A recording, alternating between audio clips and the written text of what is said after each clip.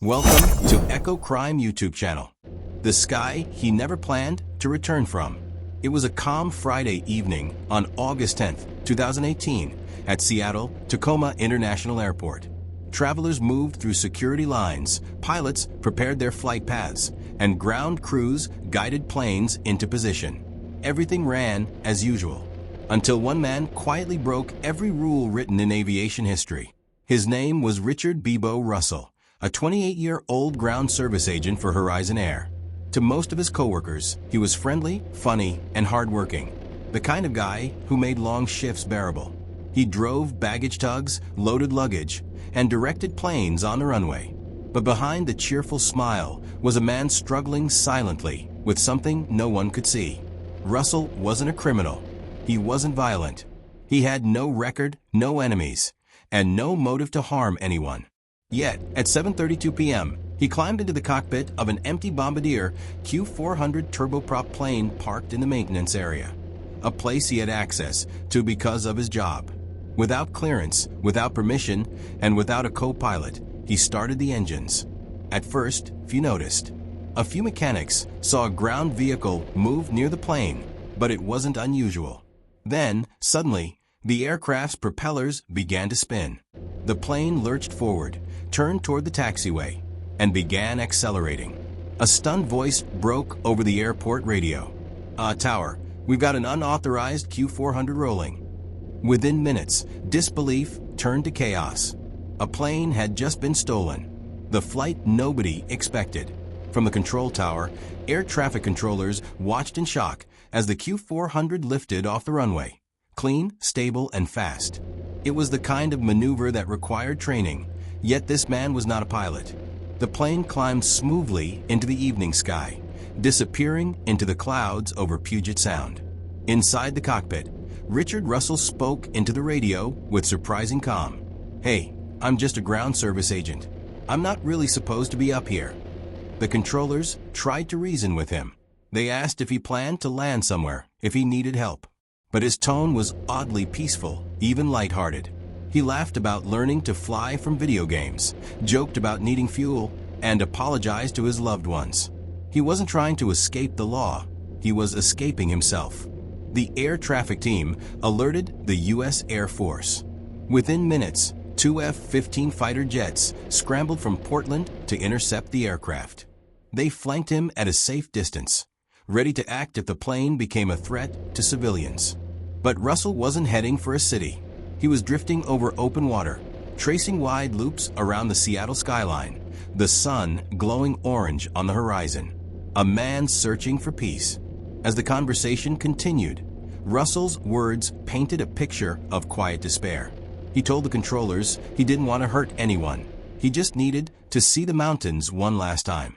"I've got a lot of people that care about me," he said softly. "It's gonna disappoint them to hear that I did this. Just a broken guy, got a few screws loose, I guess." It wasn't a hijacking. It wasn't a terror threat. It was a deeply human cry for peace, one that played out at 13,000 feet. He circled Mount Rainier, the great snow-capped giant that towered over the region.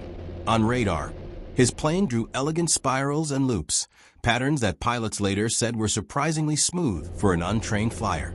He even pulled off a full barrel roll, a stunt no one believed possible from someone without professional training. For a brief moment, it was as if he'd found freedom in the clouds, away from life's weight, from the quiet sadness no one ever saw.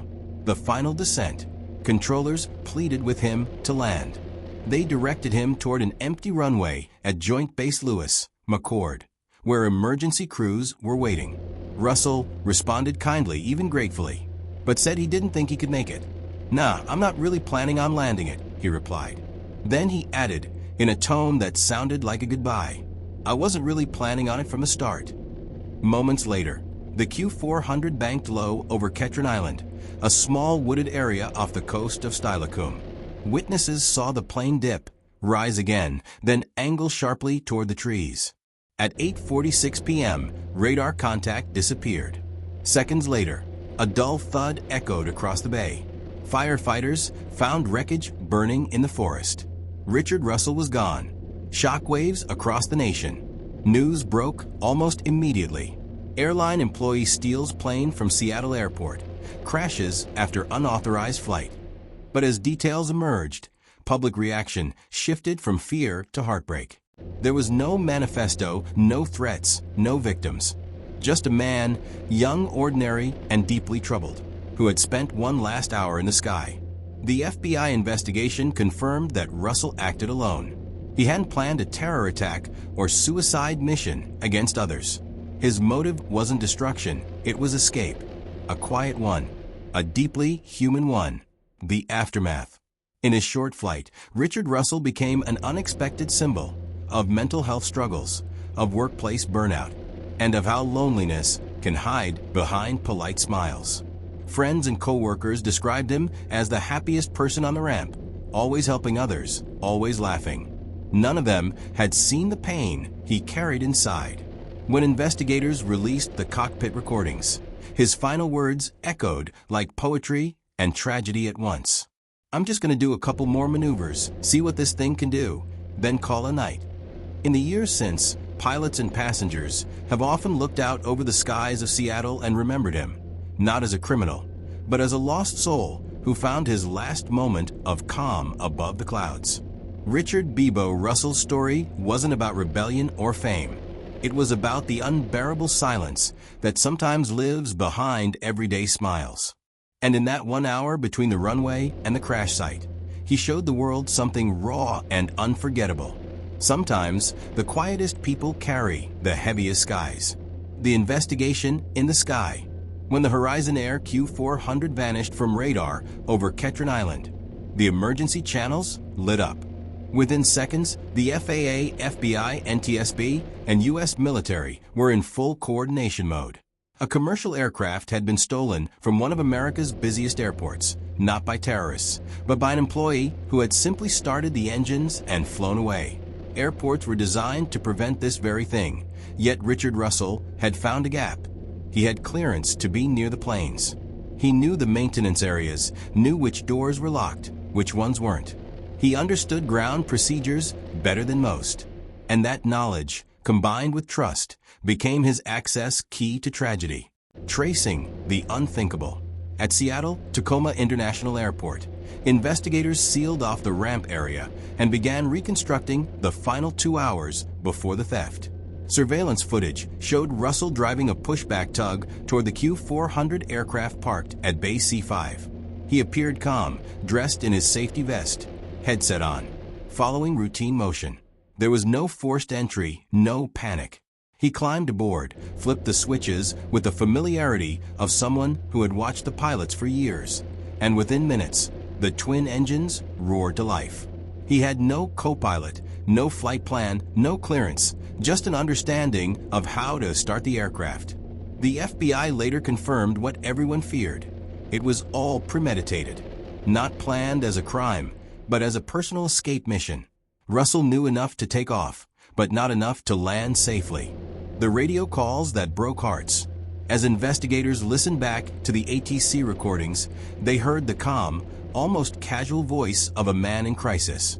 "Hey, I'm sorry about this, guys," Russell said, his voice steady. "I'm just trying to figure things out." Controllers did everything they could. They stayed calm, offering him every chance to land. They suggested an open runway at Joint Base Lewis, McCord. He refused. "Nah, I don't know. I don't think I want to try landing. I've seen what happens when you try to land one of these things without training." He joked nervously about needing to do a barrel roll before I call a night, then asked if the F-15 pilots shadowing him could do tricks. They couldn't. They were there to protect civilians, not to engage. The more the investigators listened, the more they realized this wasn't a man out to destroy. It was a man talking himself through the last conversation of his life. The moment of realization. About halfway through the flight, Russell's words turned reflective. He spoke about his wife, his family, and how he disappointed them. He said he never really knew what his purpose was. "I'm a broken guy," he told controllers. "Got a few screws loose, I guess. Never really meant to hurt anyone." Even now, the recordings are studied by psychologists as a portrait of high-functioning despair, someone fully aware of what he was doing, yet unable to stop himself. Fighter pilots followed at a safe distance, keeping him within sight until radar showed him heading toward Ketron Island. When the blip disappeared, every controller in the room went silent. What investigators found? By dawn, a recovery team reached the island. The wreckage was barely recognizable, scattered among burning trees. Yet there were no signs of struggle, no weapons, no passengers. Only Richard Russell's remains and the melted metal of the Q400. The FBI's final report, released weeks later, confirmed what the world already knew. Russell acted entirely alone. There were no accomplices, no inside help, and no external motivation. He had no political or criminal intent. His motive was simple and heartbreaking. He wanted, for one final moment, to be free. Investigators found no suicide note, no manifesto, no online trail of threats. His computer searches were normal. His social media cheerful. The darkness he carried lived entirely inside. The airport's wake-up call. In the aftermath, airport security protocols across the U.S. were overhauled. Airlines reviewed how much access ground workers had to planes. Some began restricting who could operate certain equipment or enter maintenance zones. The incident became a case study in human vulnerability, not just in systems, but in spirit. A reminder that even inside secure zones, people can quietly lose hope. Russell's death was ruled a suicide. But to many who watched that night, it was more than that. It was a symbol of how invisible pain can live in ordinary people, in ordinary jobs, under ordinary skies. A voice echoing beyond the clouds. In the years since, the audio of his final flight has been replayed millions of times online. Pilots, psychologists, and everyday viewers all hear the same thing. Not a criminal, not a terrorist, but a human being caught between despair and wonder. "I wasn't really planning on landing," he'd said with a half-laugh. Those words, simple yet haunting, became the unofficial epitaph of the story. Richard Russell's flight lasted just over 75 minutes, but it left behind a lifetime of questions about mental health, empathy, and how people hide their pain behind politeness. The legacy of Beebo Russell.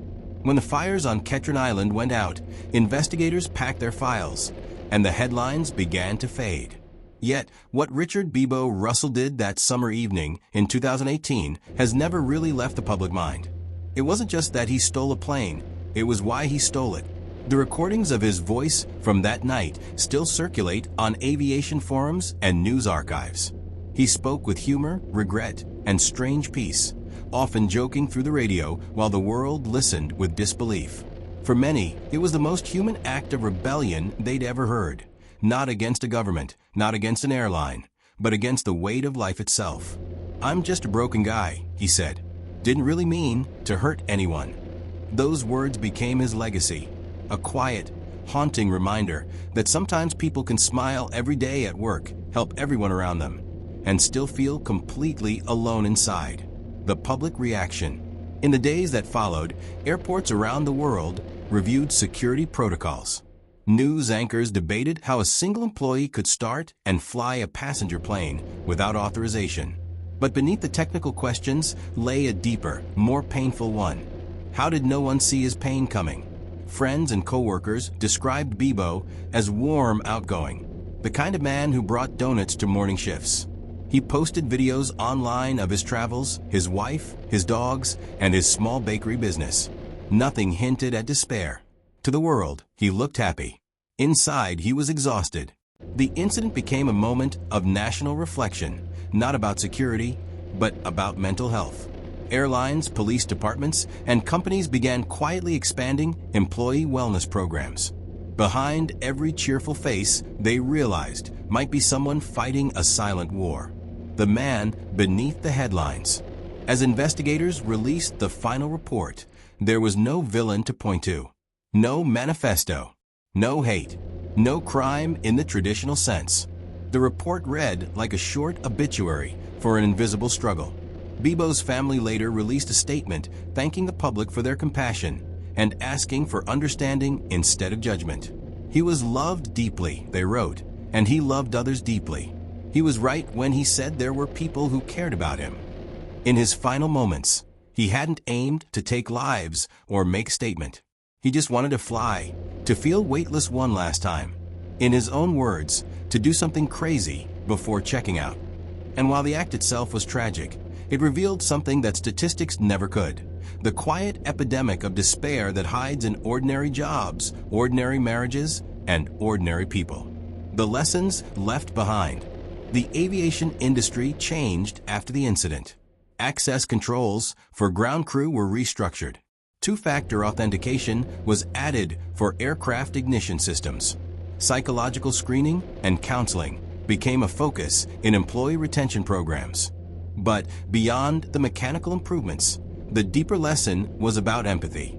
The idea that sometimes the most unpredictable tragedies begin not with anger, but with silence. Air traffic controllers who spoke to Russell that night still remember his politeness, how he thanked them, how he joked, how he apologized. One of them later said it was like talking to someone who just wanted company for his last few minutes on Earth. A symbol in the skies. Each year, aviation enthusiasts, pilots, and online communities share tributes to Richard Russell. Not to glorify what he did, but to remember what it revealed. His story has inspired documentaries, songs, and even mental health foundations emphasizing one message: check on your people. He's remembered not as a thief, but as a man who loved the sky more than the ground beneath him. "I've got a lot of people that care about me," he said. "It's going to disappoint them to hear that I did this." Those final words echo like a whisper to anyone listening, a reminder that even those who make others laugh may be quietly breaking. The last flight. Today, Ketron Island is quiet again. Trees have regrown, the wreckage cleared, the sky serene. Airplanes pass overhead every few minutes, passengers staring out their windows, unaware of the man who once soared over this same stretch of sky. The horizon that night was painted gold, fading into blue, the same horizon Beebo loved. He didn't want fame. He didn't want to hurt anyone. He just wanted peace. And for a brief, heartbreaking hour above Seattle, he found it.